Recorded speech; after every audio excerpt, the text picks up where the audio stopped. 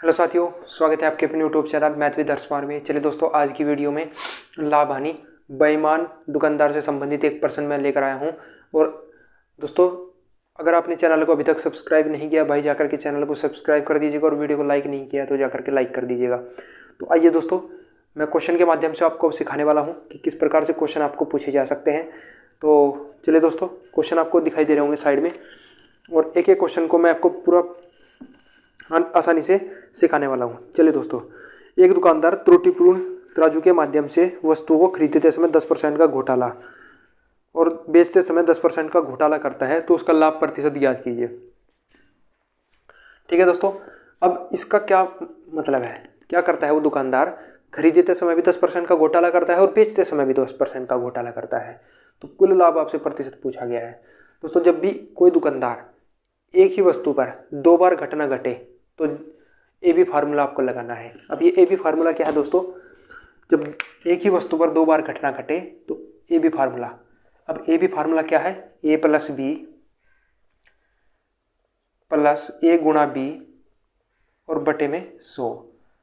अब इसका क्या मतलब है और इस किस प्रकार से इसका प्रयोग किया जाता है? चलिए दोस्तों, क्वेश्चन आपको दिखाई दे रहा होगा कि कहता है एक दुकानदार त्रुटिपूर्ण तराजू के माध्यम से वस्तु को खरीदते समय वह बेचते समय 10% का घोटाला करता है। दोस्तों, क्या करता है? ए का मान भी कितना है? 10। जब भी एक ही वस्तु पर दो बार घटना घटे, ठीक है, तो ये वाला फार्मूला लगाना है। तो खरीदते बेचते समय भी 10 का और खरीदते समय भी 10 का, तो 10 प्लस 10 प्लस 10 गुणे 10 ए गुणे बी और बटा में 100। तो उम्मीद करता हूँ इसका आंसर आ गया होगा आपका 21%। तो कुल मिला के जो 21% का लाभ होता है। अब चलिए दोस्तों, क्वेश्चन नंबर सेकंड, इसी टाइप से एक क्वेश्चन और आपको दिया गया है, लेकिन थोड़ा सा क्वेश्चन में चेंज है, तो उसको दोस्तों पकड़ने का आप प्रयास करिएगा। चलिए दोस्तों, क्वेश्चन क्या है यहाँ पर आपको दिखाई दे रहा होगा। क्वेश्चन आपको दिया गया है कि एक दुकानदार 10% का लाभ प्राप्त करता है। तो उसको दोस्तों प्रथम लाभ प्राप्त होता है। ये प्रथम लाभ, यानी कि हम दोस्तों इसको कह सकते हैं ए का मान कितना है दोस्तों? 10%। लेकिन वो यहाँ पर थोड़ा सा उसमें आगे क्वेश्चन में चलते हैं, क्या है कि तथा वास्तविक माप से 20% कम तोल के बाट का प्रयोग करता है। दोस्तों, ये लाभ नहीं है, ये वो 20% कम तोल के बाट का प्रयोग करता है। यानी कि अब दोस्तों इसका दूसरा जो लाभ आएगा, दूसरा लाभ यानी कि बी का मान दोस्तों कितना आ जाएगा, ये हम निकालने जा रहे हैं। तब हम ए बी फार्मूला लगाएंगे, ए प्लस बी गुणे प्लस ए गुणे बी और बटा में 100। तब हम ये फार्मूला लेकर लगाएंगे।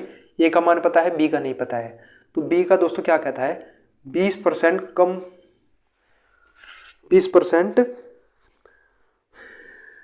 कम तोल का प्रयोग करता है। 20% कम तोल का प्रयोग करने का मतलब है दोस्तों, यानी कि वो आपको दोस्तों 200 ग्राम कम देता होगा, 200 ग्राम कम दे रहा था, यानी कि 1000 में से 200 ग्राम कम दे रहा है, यानी कि वो आपको 800 ग्राम ही अब दे रहा है। खुद वो खरीद के लाया था 1000 ग्राम और दे आपको 800 ग्राम ही रहा था। तो 200 ग्राम का लाभ कमाया, वो भी कितने पर? लाभ हमेशा कमाएगा वो जितना वो आपको दे रहा है। तो प्रतिशत के लिए 100% से गुणा। तो यहाँ से जो लाभ निकल के आ जाएगा दोस्तों, कितना दोस्तों? 25 8 यानी कि 25%। लाभ कितना आया दोस्तों उसका? 25%। उम्मीद करता हूँ यहाँ तक की चीज़ें आपको समझ में आ गई होगी। यहाँ से दोस्तों जो लाभ आया वो आया 25%, यानी कि बी का मान दोस्तों कितना? 25%। अब क्या करना है?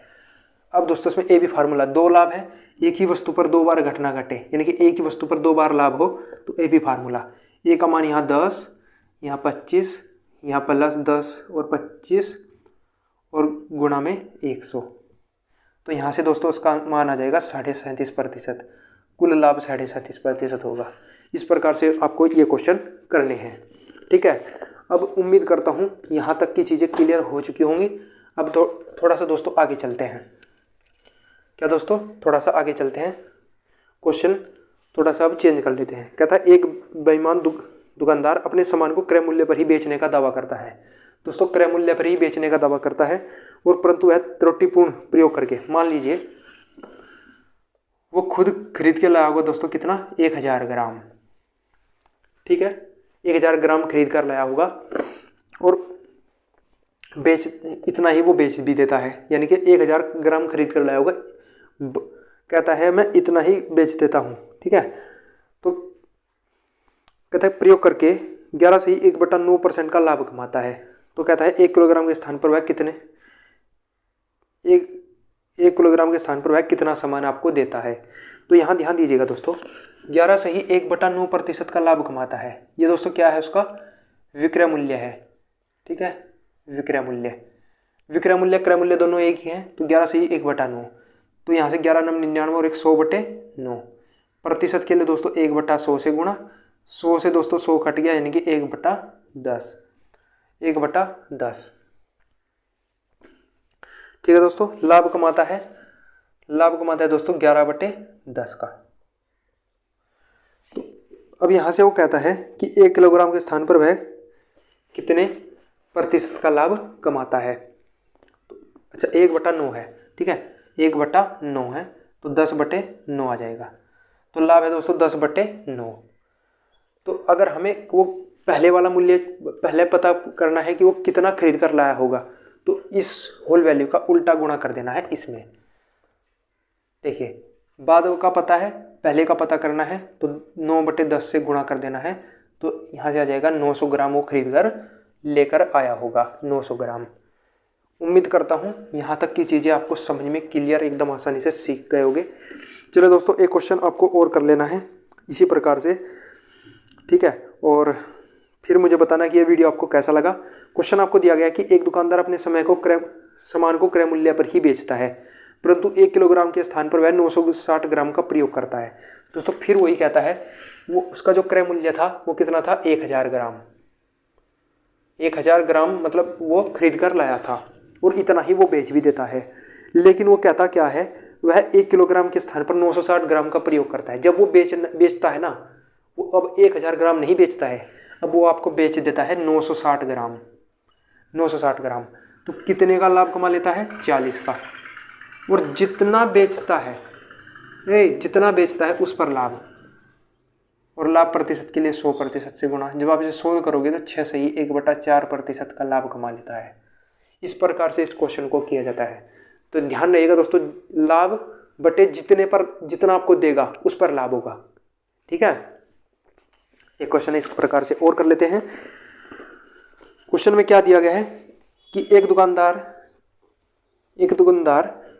चीनी को इस प्रकार बेचता है। चलिए दोस्तों क्वेश्चन आपको दिखाई दे रहा होगा। एक दुकानदार चीनी को इस प्रकार बेचता है कि 950 ग्राम चीनी का विक्रय मूल्य 1 किलोग्राम चीनी का क्रय मूल्य के बराबर हो।